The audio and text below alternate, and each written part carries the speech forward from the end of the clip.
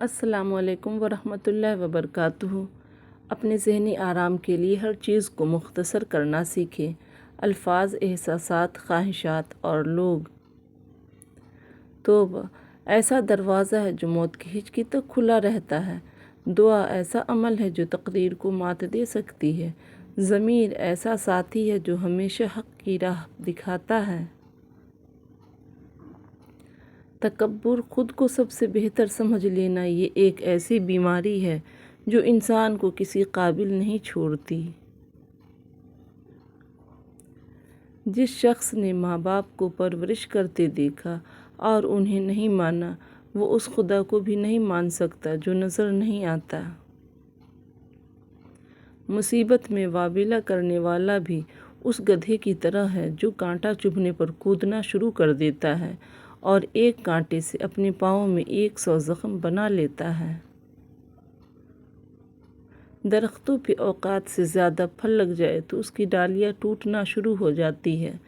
انسان کو اوقات سے زیادہ مل جائے تو وہ رشتوں کو توڑنا شروع کر دیتا ہے۔ انجام آہستہ آہستہ درخت اپنے پھل سے محروم ہو جاتے ہیں اور انسان اپنے رشتوں سے۔ جنت کی 2 بڑی نعمتیں، ایک اللہ کا دیدار، دوسرا حضرت محمد صلی اللہ علیہ وسلم سے ملاقات۔ یا اللہ ہمیں دونوں نعمتیں نصیب فرمانا، آمین ثم آمین۔ برا وقت گھوڑے پر بیٹھ کے آتا ہے لیکن جاتا چوٹی کے پیٹھ پر ہے، مگر جاتے جاتے بہت سے مطلب پرست فضول لوگوں کو بیٹھا کر لے جاتا ہے۔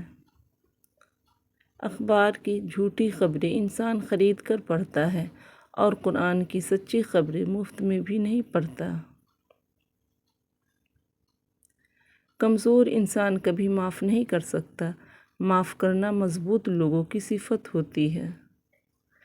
اس دشمن سے مت ڈرو جو اکیلے میں تم پر وار کرے، بلکہ اس دوست سے ڈرو جو محفل میں تمہاری عزت پر وار کرے۔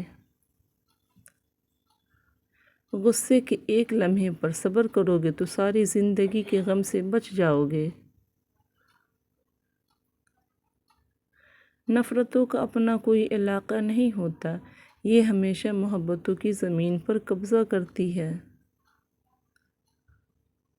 اللہ پر پورا ایمان رکھو، جن کا ایمان مضبوط ہوتا ہے ان کے لیے معجزے ہوتے ہیں۔ زیادہ سوچو نہیں بلکہ زیادہ سے زیادہ استغفار کرو، کیونکہ مسائل و مشکلات زیادہ سوچنے سے نہیں بلکہ زیادہ استغفار سے آسان ہوتے ہیں۔ سچائی کی عادت اپنائیں، آپ کو زندگی میں کبھی پچھتانا نہیں پڑے گا۔ ضمیر کی عدالت میں جاتے رہا کیجیے، وہاں فیصلے سچے ہوتے ہیں۔ وہ دین کسی کو کیا نقصان پہنچائے گا جس میں راستے سے پتھر ہٹانے پر بھی ثواب ملتا ہے۔ تعلیم جس کے اندر داخل ہوتی ہے وہ سادگی اختیار کرتا ہے اور جس کے اوپر سے گزر جاتی ہے وہ ماڈرن بن جاتا ہے۔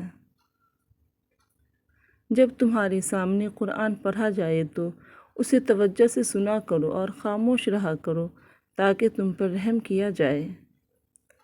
کبھی خاموش رہ کر لوگوں کے رویوں کو محسوس کریں، یقین جانیے آپ بہت سے غلط فیصلوں سے بچ جائیں گے۔ غلط فہمی دور کرنے کا واحد طریقہ بات چیت اور گفتگو ہے، اور ہم غلط فہمی کے بعد سب سے پہلے یہی دروازہ بند کرتے ہیں۔ کبھی کبھی سامنے والے کی سب سے بڑی ضرورت اس کو سننا ہوتا ہے۔